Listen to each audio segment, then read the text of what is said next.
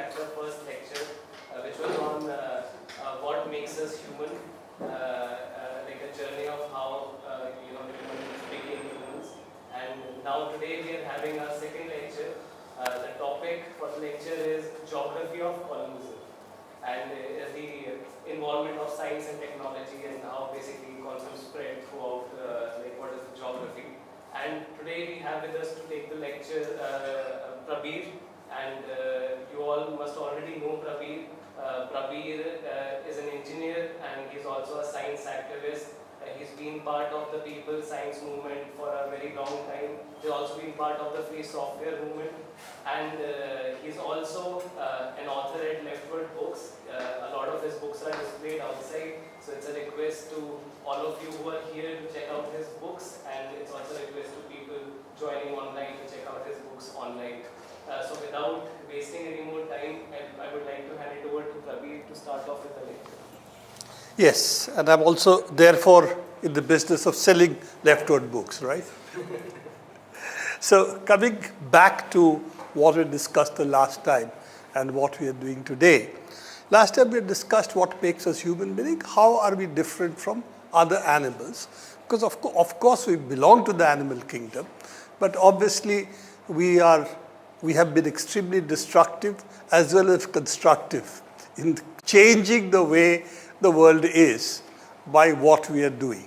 So obviously there is something which makes us quote unquote different from others, and we looked at that in terms of the ability to create tools, the thumb as one small evolutionary advantage we had, and the second, at some point, language, which is not making complex individual sounds, which the animal kingdom does, and it really has not much to do with our voice box. Actually, birds have a superior voice box to what we have.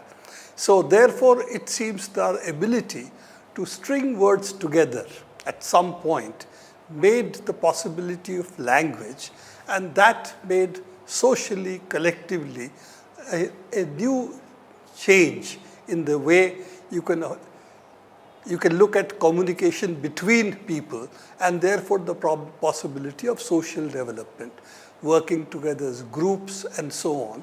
And these two things seem to have been instrumental in the kind of things that the society set out to become.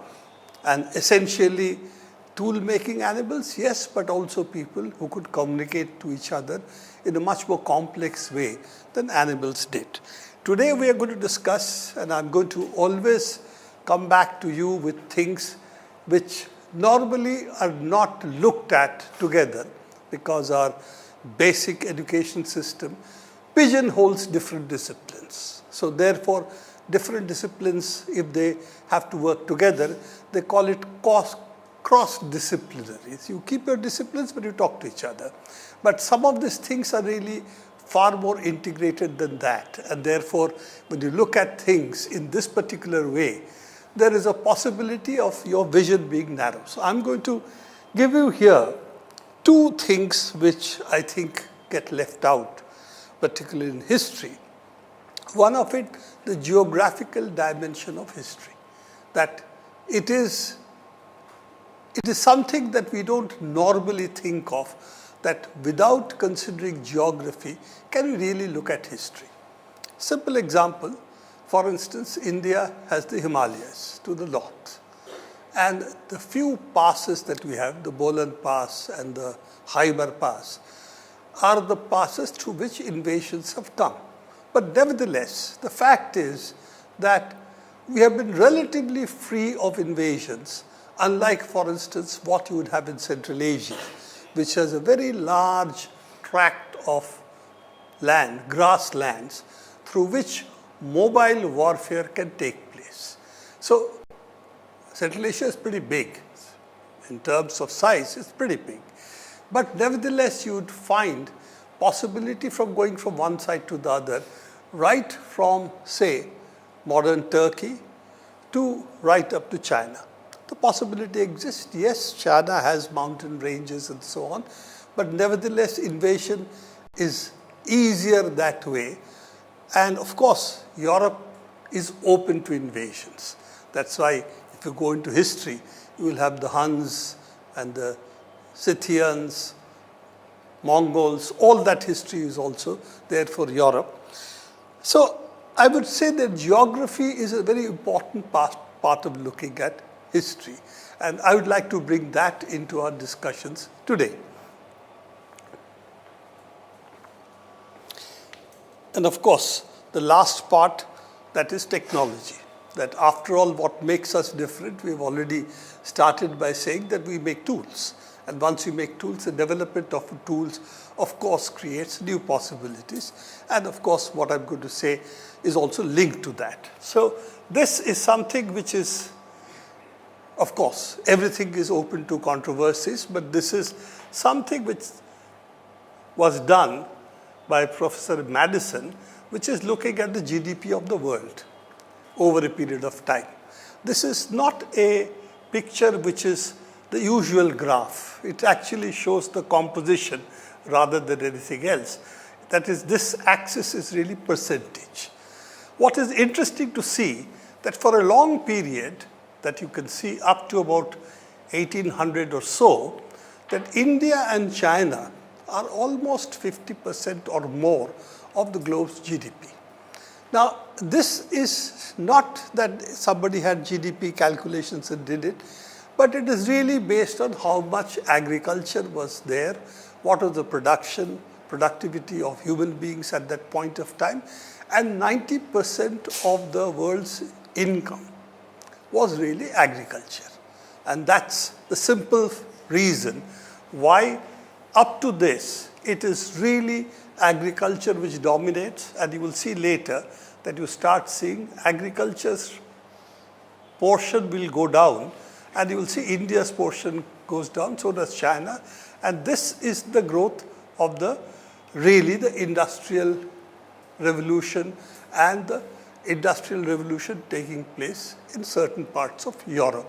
And of course, now the United States. And you will see their growth coming up.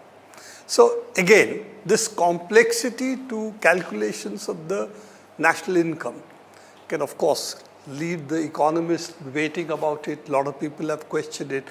We're not really interested in the figures per se. I'm really interested in the proportion of the figures and the ratios, so to say, because they seem to be broadly true. We can see, for instance, flows of silver, which comes in at that point of time from the Spanish Empire, Bolivia and Mexico, the mines over there. And what did they come? They come and buy goods from India and China.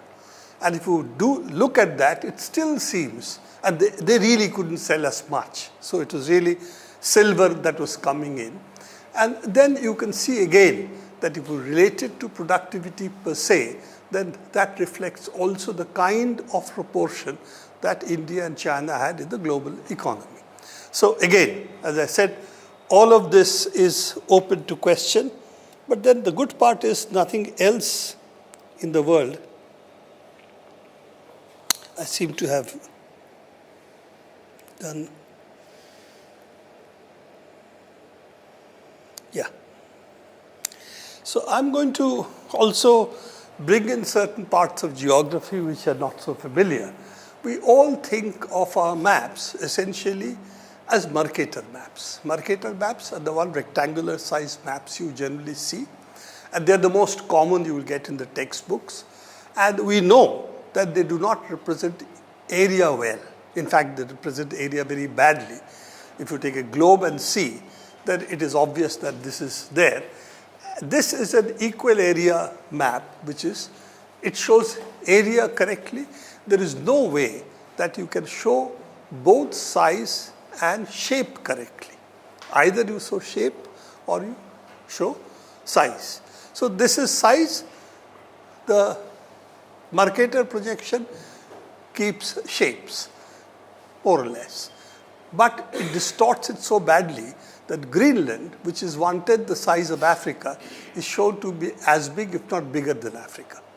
But Hobodiya that way is a projection which shows relatively what each of the countries are in terms of size. Now, These are the areas which are, of course, also trying to show relief. I'm not getting into this here. I'll come back to this later. And I think last time I had shown, of course, a lot of the people are not common. I had shown also how we came from Africa into Asia and all of that. I'm not going into that again. But the Hobart map I'm trying to show for you to understand that even in terms of simple thing as a map, which all of us study if you're sailing in the oceans and you couldn't see anything except the water, then this map gave you a direction. Direction on that map, using the compass, you sail in a particular direction, you could do that very easily with a Mercator map. And you could see where your angle should be with respect to the North Pole, and you could set your course. But nowadays we have GPS and a whole bunch of other things, so why should we see Mercator? One part is sheer laziness, school syllabus gone, but who's going to change it? But the point is there is an ideology behind it. It actually shows the global north much bigger. And in fact, this whole equal area projection, it was first the Peters projection which was used, started with the German socialist chancellor who said, and this Peters projection has come under some criticism. Unfortunately, it is patented, it's copyrighted. So we decided to use Hobart projection because that's at least still in the open. Its map is open, it's not under copyright. So I'm going to also use these projections. This makes it a little easier for us to understand, more familiar. So I'm not using Hobart, and also because of my laziness, I have prepared the slides only today. So I have tried to grab whatever I could find to use. Now the reason I'm showing this slide is that it's very clear because this projection also keeps the sizes more or less similar. So what this shows is that Eurasia is by far the largest landmass that you have. Africa, if you see it on the Hobart projection, Africa is pretty big. The Americas is big, but not that big. What is important to see is that Europe, this part, if you take out Russia from it, is actually very small. So though Europe seems to be very dominant in our imagination, in terms of land area, Europe is really just this part. And I'll come back to this point again and again in terms of how we look at history and how we are taught history. Now I'll start from ancient history. Okay, ancient history meaning the ones that we are taught in school. Now we have received history really from the English.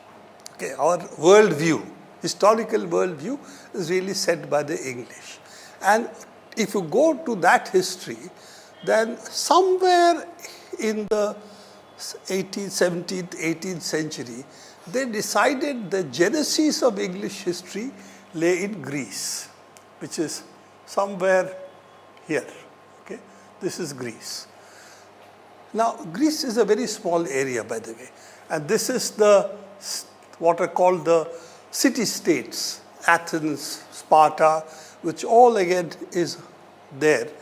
And this is the Achaemenid Persian Empire, which is 500 BC at that point, and this is the size of it. Now, the battles in Greece, when Xerxes and Darius went there, is made out to be huge battles for the future of the world. But they are actually small battles, and there the Persian Empire trying to discipline the Greeks, which they did not succeed, that is true. The Greeks retained their independence as city-states. But the point I'm making is that as far as the Persian Empire was concerned, Greece was a very small part of it, a very small disturbance for them. Their basic interest lay in this part. And as you know, this is really Central Asia. And at that point of time, Persian Empire was by far the biggest in the world at that point of time. And it had a span which later on included Egypt as well. So all this area also comes under the Persian Empire, something that we don't really know. And in fact, Egypt was very important for obvious reasons. Egypt is one of the earliest civilizations. The Nile Valley is extremely productive, and therefore whoever controlled Egypt controlled at that point a significant part of the quote-unquote global economy. And if you know history, which of course most people do not, and if you remember Roman history, because of Cleopatra, we all know about it, that Mark Antony and Augustus Caesar, when they fought over who is going to be the leader of Rome, battle was over Egypt. That is why Cleopatra becomes important, because battle was Egypt, and now we know, because of the Muziris papyrus and so on, that 50% of the income of Rome was from Egypt, one colony. So that was the value of Egypt. So it's not surprising that the Persian Empire also conquered Egypt, and later on, when the Romans, the Greeks, Alexander, whoever it is, target is always Egypt, because in this part of the world, that was by far the most wealthy. Of course, it had a huge history as well, but most wealthy because of the agriculture.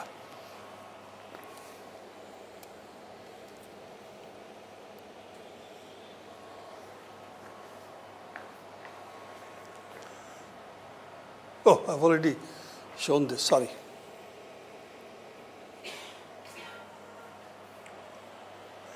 Now, I'm going to skip some intervening centuries, partly because otherwise it will take too long.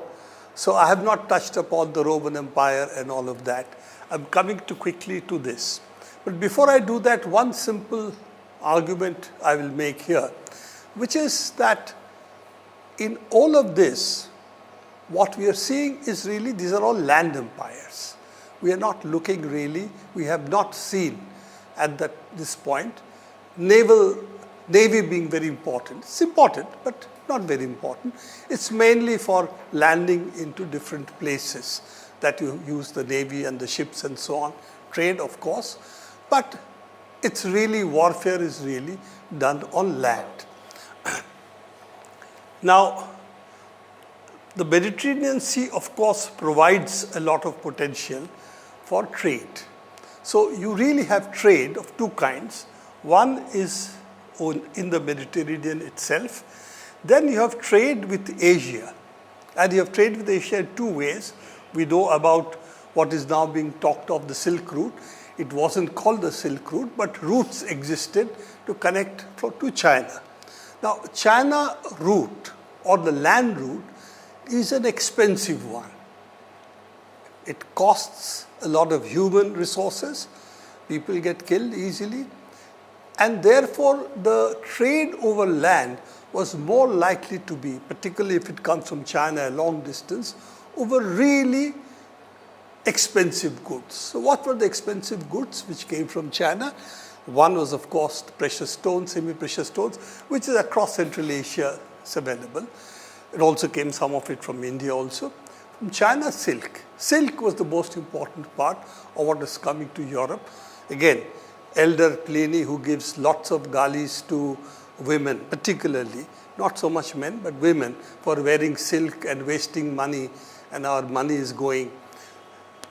And from India, of course, cotton, as well as spices. So India from the beginning was spices. And of course, when you talk about spices, it's also true.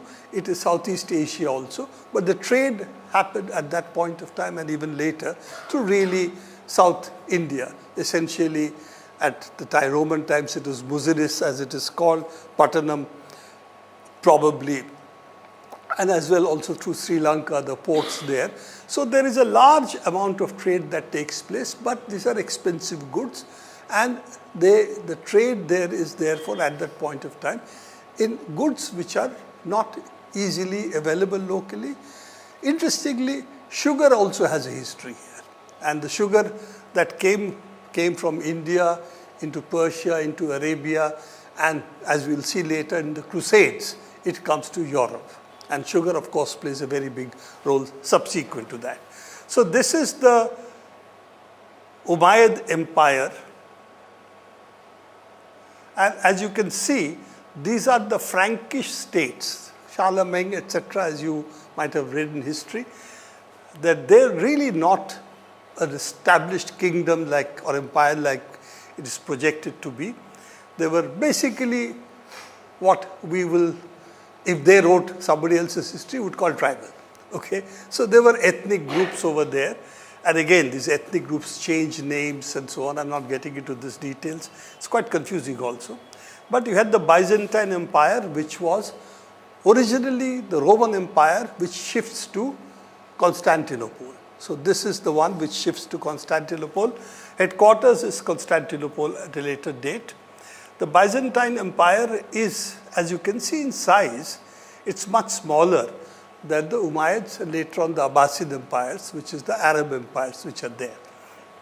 So if you read history again, there is a lot of talk about the Byzantine Empire, the Roman Empire and all of that. If you take even what Wikipedia says, you will find the Roman Empire was not a big empire. In size, it really did not have the size of the other empires we are talking about. And obviously, the Byzantine or the Abbasids were very big, so were the Umayyads, which is the preceding one. The other interesting part of it, Spain, for about 900,000 years, Spain was under the Arabs. And one of the interesting things which I'd like to share with you is that when we talk about European knowledge, which was originally written in Greek and Latin, coming to Europe, the picture that is given is somehow, magically, Europe rediscovers its ancient Greek and Roman Latin roots and is able to recover the mathematics, the physics, etc., from that. The point is, where was it preserved? And the interesting, this is the reason I really am showing this, is that actually it is the Arabs who preserved it by translating it. And why did they translate it? Were they able to translate and preserve it?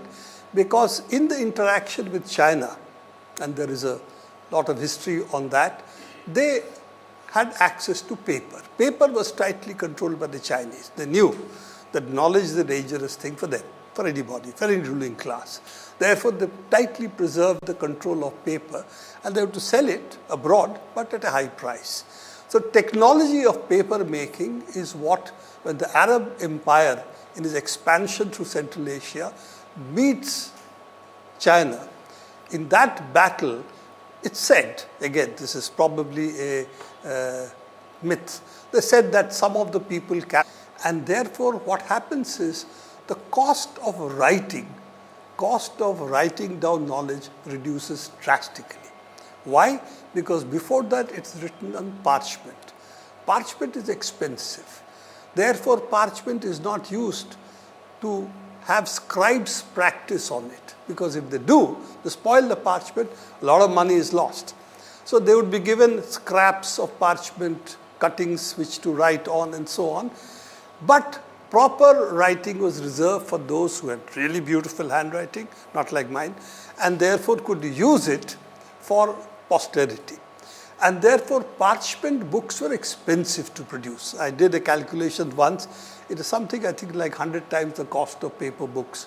So the cost of paper means the cost of writing reduces dramatically. And a lot more people can write.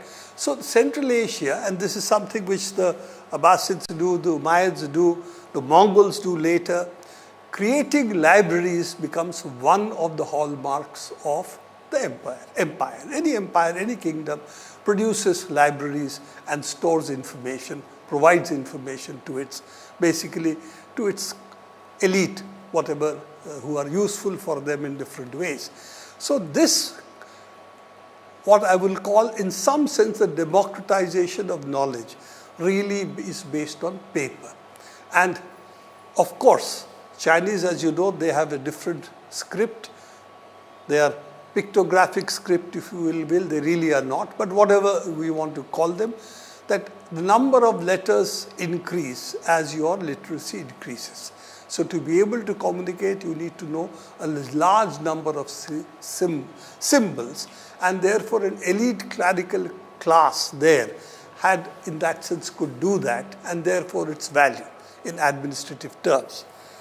By the way, They are the ones who introduced civil service examination, which the British copied later and the other Europeans also copied. Don't want to say that they copied it, but they did. Because otherwise it was done by elite schools. So as they said, the civil service examination was earlier. Which school do you come from? Which university do you come from?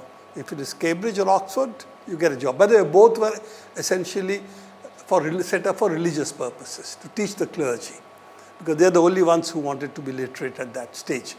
So this democratization of knowledge is also a very important process that happens, and it happens essentially because Arabs popularized Indian merchants, gives mathematicians Al-Khwarizmi or the ability to discover the beauty of a symbol called zero. Okay? It's not the symbol zero that means null, it doesn't exist. That was not the beauty of it, because that had been used earlier by a lot of others. But the fact that he could use it like a number, and for addition, subtraction, even multiplication, division is still banned by mathematicians. Okay? So that you could make this made mathematics so much easier. And therefore, the beauty of it was that bookkeeping for the trading community became much easier. And ultimately, when it goes to Europe via a mathematician who introduces the Arabic numerals into Europe. I'm forgetting his name. So he is the one who introduced it. And initially, the church said, this is devil's work. We will not allow it. But later on, they finally had to agree to it. So this then spreads to Europe, and of course, all of us use it. So two things, paper and the democratization of knowledge following paper, and the transmission from India, from China, from the Arab world into a much larger set of population, because with paper and writing, the copies, you could really propagate this further. And that's why Aristotle is discovered again later in Europe. By the way, the other important part is Spain. Now, Spain was in earlier times called Andalusia. So Al-Andalus, for about 1,000 years, remained with what would be called the Muslims. Okay? And it's only later that Spain and Portugal, the kings of Spain and Portugal, whatever their names were at that stage, capture Andalus and finally take over Andalusia. And the Jews were attacked, the first to be attacked. They said either you convert or you leave or you get killed. Only three options. And later on this happened to Muslims as well. So this whole development is also quite significant, because otherwise this is the place from which the Europeans had got their knowledge of Aristotle and others. So the knowledge transmission that takes place from ancient times via the Arabs, a lot of it takes place really through Andalusia, which is where Europe and the Umayyad, later on the Abbasid, but it remained really first with the Umayyads, then there were the Berber dynasties, it remained independent of the rest of the empire. So this is an interesting history. There's a very nice book by Menokal, I think the name of the author, it's a she. It's a very nice book, The Wonder That Was Andalusia or some such name. But it's really a book which I really love to read, because it goes into this history and delves into it in a way which is very different from what you would expect otherwise.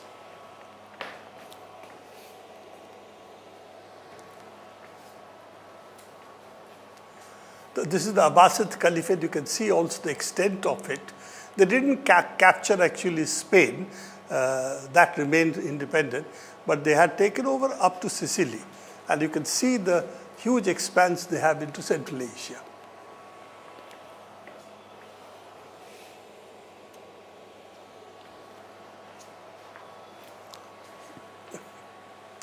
Now, the first major conflict between Europe and, in this sense, Asia that takes place with the Crusades.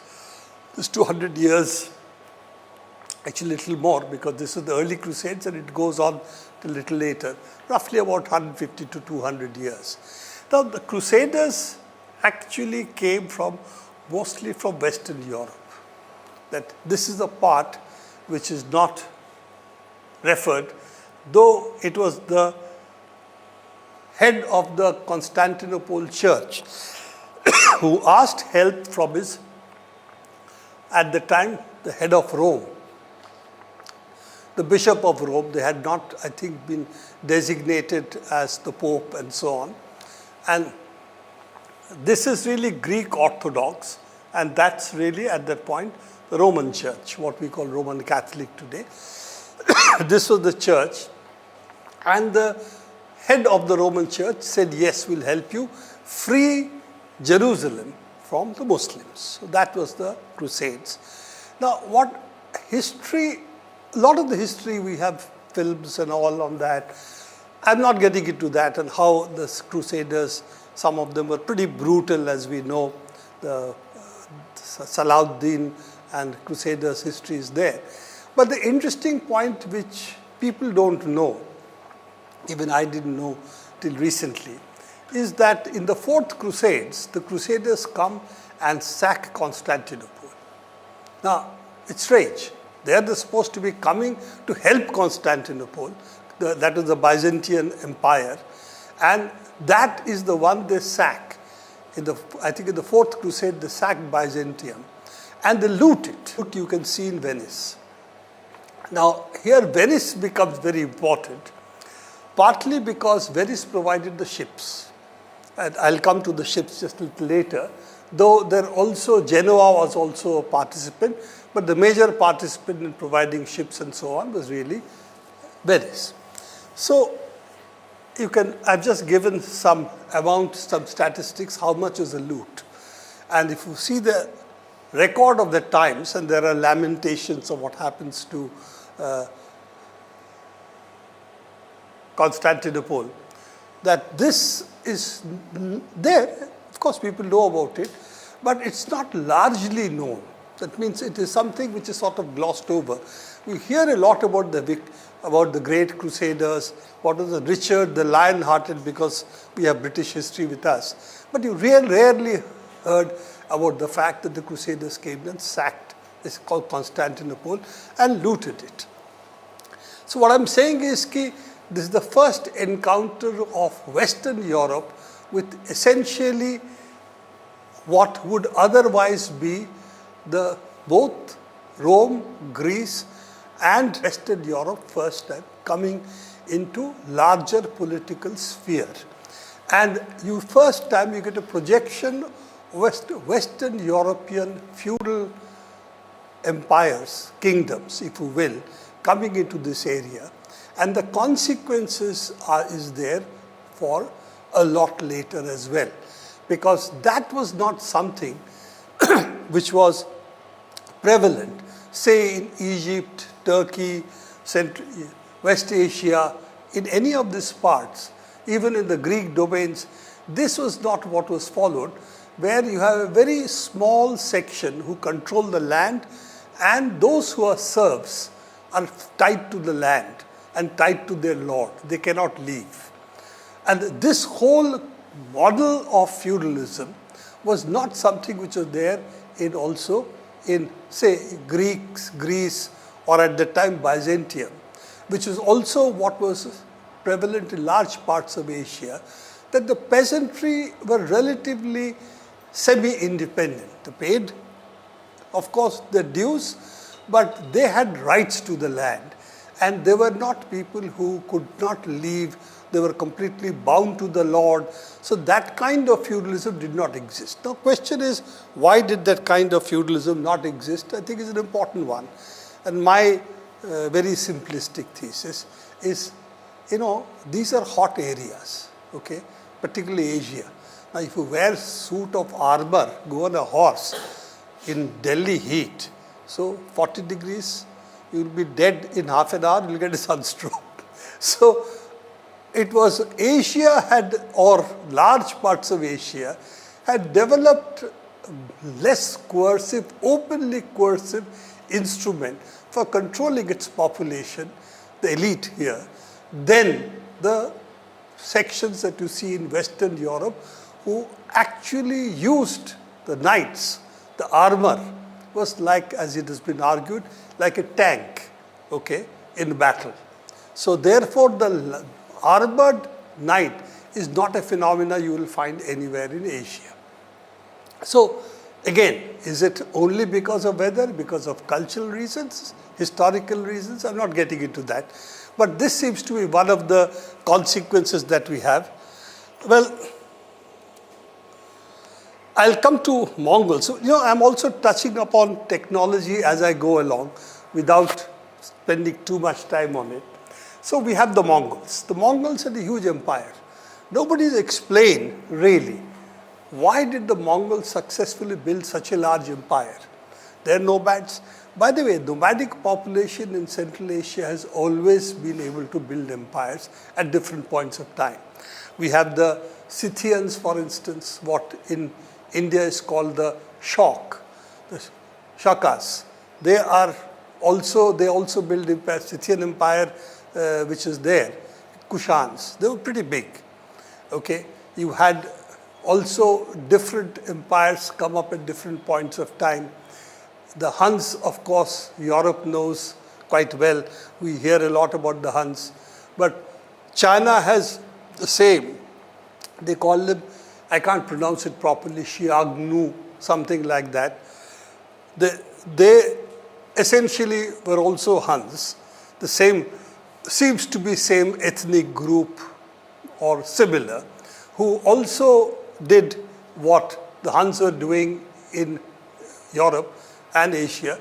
They were this side of Asia, they were doing it on East Asia, on China. So they seem to be from the beginning, the groups they were mobile, horses, they were used to basically as shepherds, they traveled large distances, they did not have settled agriculture, and periodically would raid and could also build empires. When you build empire, one thing that happens is, of course, then you get gentrified and you get integrated at the top layer of the society. And of course, you become, in India, the upper caste, right? So that also happens in other places. But this recurring issue of people who build or become empires, this did not see a unification of this area except under Genghis Khan. Genghis Khan, of course, is a well-known historical figure. So he and his sons and later on the others were able to build a Mongol empire which is very large. Now, European history has written about the Mongols, they're only negative. But the point is, Mongols also did certain other things. They made trade between Europe, Asia, across Central Asia much easier. He built sarais, he protected them, there was no looting in this whole area. So the Mongols seem to have promoted trade. It also meant a huge amount of knowledge really got transferred between Europe, Asia, South Asia, as well as East Asia. For instance, when Kublai Khan conquers China, then he has to reduce some cities. So he gets people from, I think, Iraq and Syria. He gets gunners, those who can handle cannons for siege guns and use them to subjugate Chinese forts, cities. Similarly, they also get Chinese knowledge. Of course, as you know, gunpowder was also developed in China. So that also travels via the nomads, as it is called, into Europe or into West Asia. So this West Asia, Europe, South Asia, and all of this get integrated for the first time because you have a large Mongol power coming up in this part of Asia. Again, this is something which you will find history is relatively less written about. It's known. I'm not saying anything which is not known, but it is something which is written less about. And unfortunately, of course, Mongols did spread knowledge, etc., in the empire. One thing they also, not they spread, but also got spread because of the integration that takes place. That is basically plague. The plague is something. The huge impact of plague is also now facilitated. It's like our COVID, right? Happens in one part of the world. If there is trade, communication, it will spread. So plague was the one thing that also spread, and that of course meant a huge hit on the population around this part of the world. Europe, it had a huge impact as well. We know more about Europe, again, because of literature. Andalus I've already talked about, I'm not going to talk about it.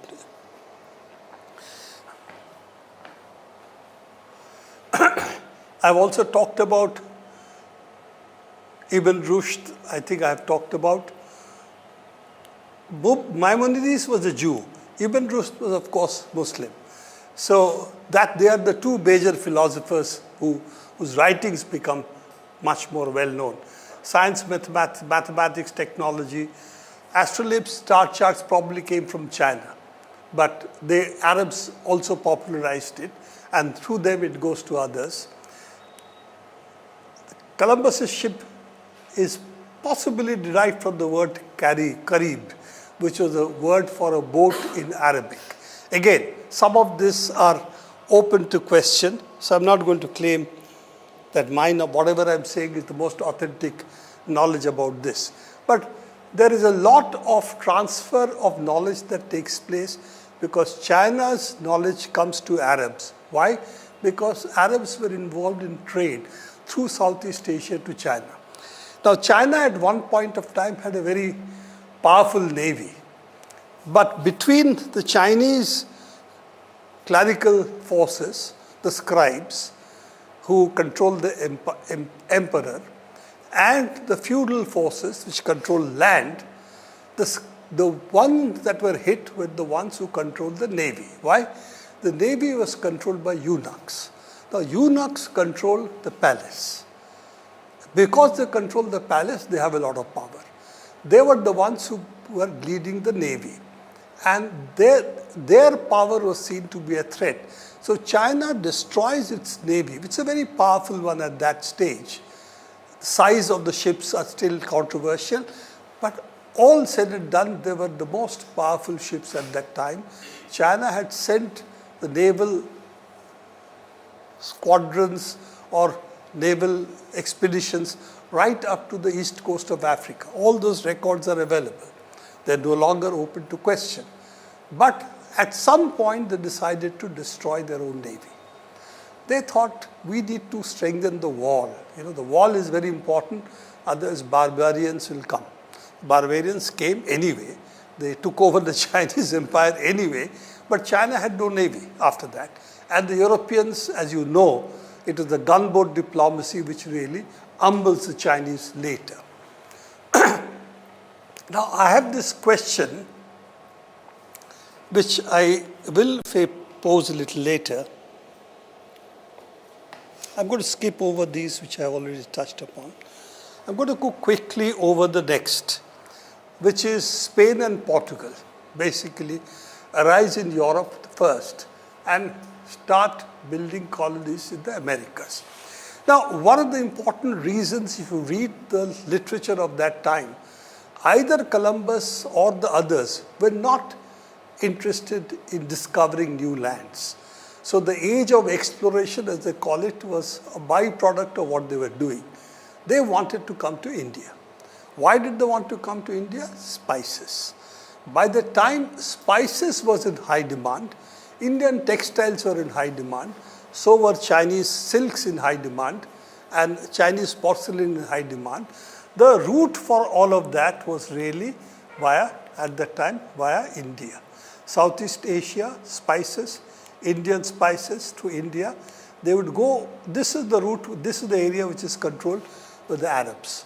And the Arab traders which would take it from India, ships, Gujarat was a major port, so was of course various ports in South India.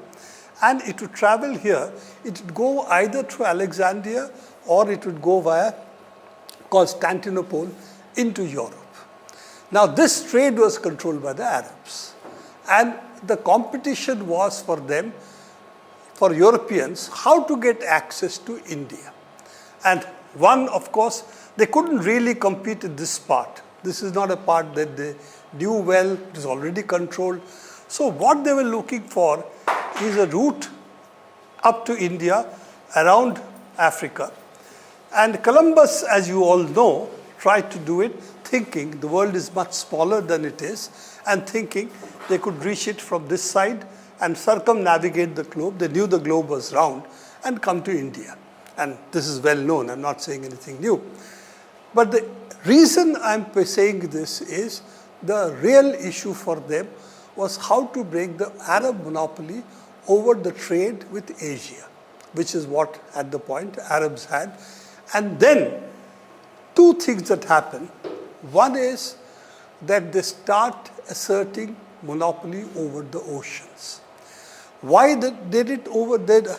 They really developed this monopoly over the oceans because technology-wise, Genoa, Venice, particularly Venice, had state support for building navy. And I'm not getting into these details, but they therefore, for the first time, naval technology, building ships is not the business of only the traders, which is what it was in the rest of the world, was a part of the state.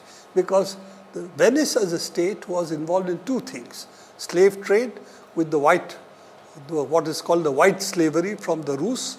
The Rus were at that time basically Norway, Sweden, and so on, what would be called the Vikings later. So they used to get white slaves coming in. So this part of it is that they wanted to actually. So Venice is a slave.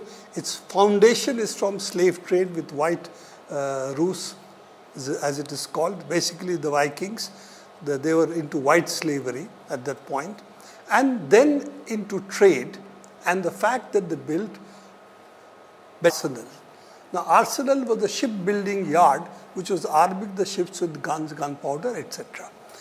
Now as we know, Arsenal is a football club. The football club Arsenal comes from a place which is actually the British Arsenal. So the name has travelled.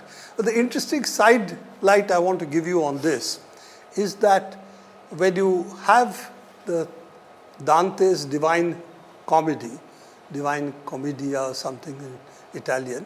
Anyway, the Divine Comedy goes and shows heaven and it shows purgatory, very boring.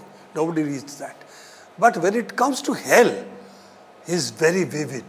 Dante's pictures are extremely vivid because that's all around us. And the worst part of hell, before you go to the place where devil lives, the ninth circle of hell, is the eighth circle of hell. Eighth circle of hell, the picture that is there being made, because they were like hell. There are fumes of sulfur, why? Gunpowder. Okay? So all of that is, Marx has actually written about it, that he had no problem of finding hell. It was there here. But finding heaven, that was a huge problem, as also purgatory. Okay? So the picturization, and there are nice pictures of that, show that the production was organized there, of course, with whom I'm not getting into. And this organized production gives the cities of Italy, Venice, later on Genoa, an edge over others, where the only ones building ships were essentially the merchants, not the kings. Why? Because either the Mughals or the Arabian rulers, they never thought of ship as a military issue. They thought weapons. And it starts with another important issue, because Catholic, there was the Pope. So the Pope had divided the world with the Portuguese getting this half of the world and the Spain getting this half of the world. Okay. Now, of course, this half of the world was populated, so it is not easy for them to get it. But the Portuguese therefore went to Southeast Asia and of course also came to India and Africa, as you will see. And Spain was trying to come to India by the other side, Columbus, as you know, and reached the Americas. I'm not going to the details about the Americas right now. I'm going to skip some of the slides. I'm going to come over to the Spanish Empire. This is the Spanish Empire. The Portuguese Empire was really around this place. And what happens is that you have slaves being transported later from Africa into all of this, all Latin America. But what is important here at this point, which is what I'm focusing on, is silver. That 80% of the world's silver came from mines, largely out of Bolivia's Potosi mine. 80% of the world's silver, and later on some of the Mexican mines as well.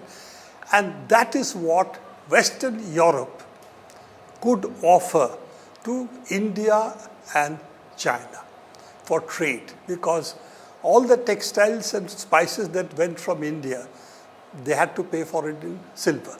Similarly, China, porcelain and silk, other things also, but primarily these two, was paid by silver. And that silver came from from these mines that the Spaniards is what first time provides Europe with goods, trading possibilities, money, and they're already dominant on the seas and the oceans, because all the land empires did not really bother about the oceans, except the Turkic Empire, the Ottoman Empire. They, for the Mediterranean, they had navy. But for oceans, they were not very interested, because they were not really next to major oceans. So this is where Europe, Western Europe gets an advantage. One, access to the Americas, oceans, and ships. And this is what leads from what we have. I'll come down very quickly to my... Yeah, this is the world, 17th century, okay? Land empires, Mughal Empire, Iranian Safavid Empire, Ottoman Empire, Russian Empire, Manchu Qing Empire. All of this is still land empires. This is 17th century. If you go to the first slide I showed you, these are the countries which still are dominant in terms of production. What has happened is they have lost the control of the oceans. And this is what finally leads to the fall of India, of course other parts too, and ultimately leads to China being essentially becoming a semi-colony, where a huge, what shall we say, a burden is put on the Chinese. You have to buy opium. India's opium is what they use for buying then free, virtually, silk, tea and other things. The huge money that the British took from India in order to fund their empire, it's actually this the British Empire, but the soldiers were Indian soldiers. Large part of the British army, including the First and Second World War, is actually Indians from India, Pakistan and India both, being the backbone of the British army. So this colonial empire to colonial reign to actually the industrial revolution that takes place, this follows this breakup of these empires and the control over trade passing and the control of oceans passing into European hands. And the fact they could what I am trying to share with you.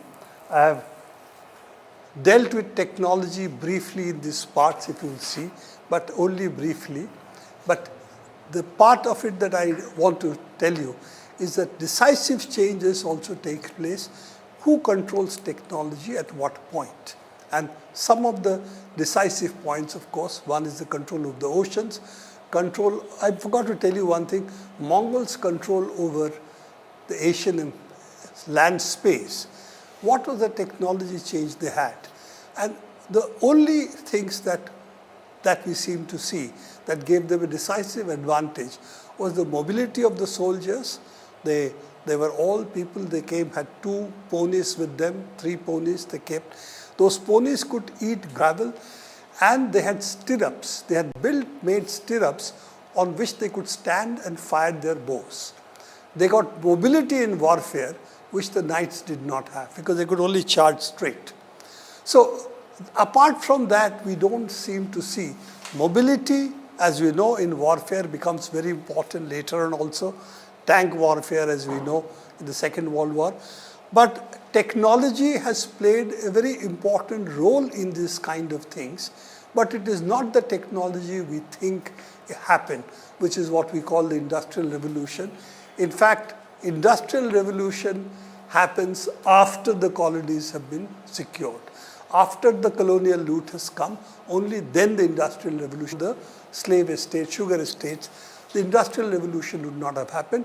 As you will see, it happens post at least the Bengal presidency coming under the British. And as we know, it was the revenue from Bengal presidency, that means Bihar, parts of UP, and of course Bengal, that provides the revenue for the British to buy textiles free. And that is what then they sell to Europe as well. So I'm not getting into those details.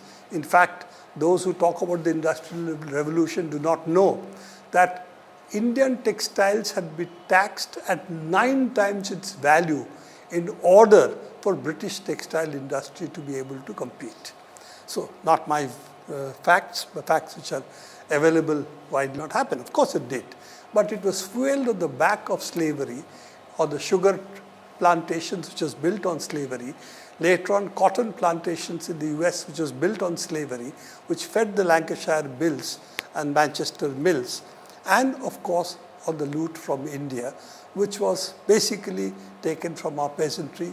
Opium, which was forced to be grown here and taken to China and sold to provide a trade balance for China. So this part of the history is what I would like you to think about. This is only an introduction. It's not something that we can learn in 1 hour. I just wanted to give you an overview of this kind of things which are also there, which then we have to look at. Therefore, when you look at history, we have to look at all of these aspects, particularly that it cannot be pigeonholed into history, economics, into technology history, but we have to look at it together. And that is the main, and of course, most important, geography. So, Irfan Habib, I had visited him in Aligarh once. Teachers जो है वो classroom में इसको लगा के उससे पढ़ाएं, पता नहीं how they can teach history without geography. So that is what I also want to focus in front of you. That's why today, too many maps, I know, but just I wanted to show you that when you look at history, you have to look at it using maps. I'm sorry, I think overshot my time, which is 1 hour. I'm already about 5-10 minutes more. So I'm going to end it up here.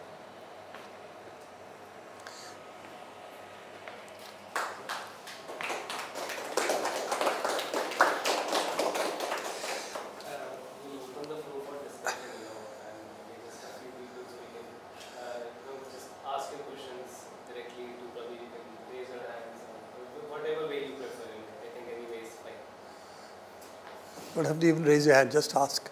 Yeah. Not that many number of people. So, yes. So you said that stirrups were not used by knights. Pardon? So you said stirrups were not used by knights. Which was not used by knights? Stirrups. Yeah, stirrups. The kind of stirrups on which you could stand and fire bows. So it was, stirrups were there,